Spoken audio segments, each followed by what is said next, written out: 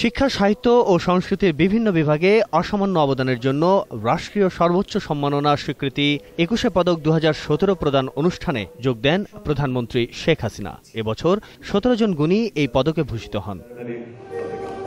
ভাষা আন্দোলনে অবদানের জন্য এবার পদক পেয়েছেন অধ্যাপক ডক্টর শরীফা খাতুন, বিজ্ঞান ও প্রযুক্তিতে ডক্টর জামিলুর রেজা চৌধুরী, গবেষণায় সৈয়দ আকরাম হোসেন, শিক্ষায় পদক পেয়েছেন ইমিরেটাস অধ্যাপক ডক্টর আলমগীর মোহাম্মদ সিরাজউদ্দিন, ভাষা ও সাহিত্যে প্রয়াত কবি ওমর আলী এবং ছড়াকার সুকুমার বড়ুয়া পেয়েছেন ২১শে পদক।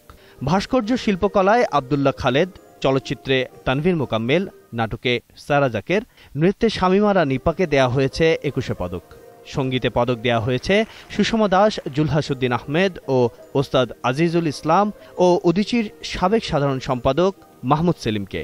সাংবাদিকতায় এই পদক পেয়েছেন আব্দুল মোনেম ও স্বদেশ রায় এবং সমাজসেবায় এই সম্মাননা পেলেন অধ্যাপক ডাক্তার মাহমুদ হাসান।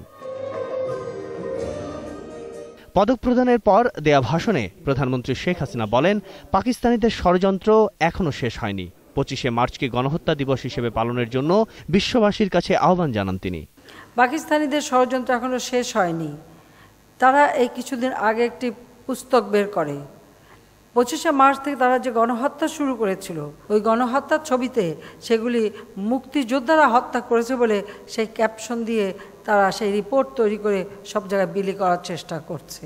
এই ধরনের অপপ্রচার এখনো তারা করে যাচ্ছে, এটা কারো কাছে গ্রহণযোগ্য না। সন্ত্রাস, জঙ্গি, মাদকমুক্ত একটি দেশ গড়ে তুলতে সবাইকে এগিয়ে আসার আহ্বান জানান শেখ হাসিনা।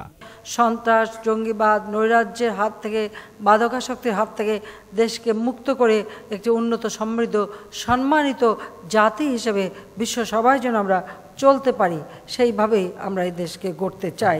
২১ আমাদের মাথা উঁচু করে যে কোনো অন্যায়ের প্রতিবাদ করতে শেখায় উল্লেখ করে সবাইকে বাংলা ভাষার মর্যাদা সমুন্নত রাখার আহ্বান জানান প্রধানমন্ত্রী। গুণীজনদেরকে সম্মান করা।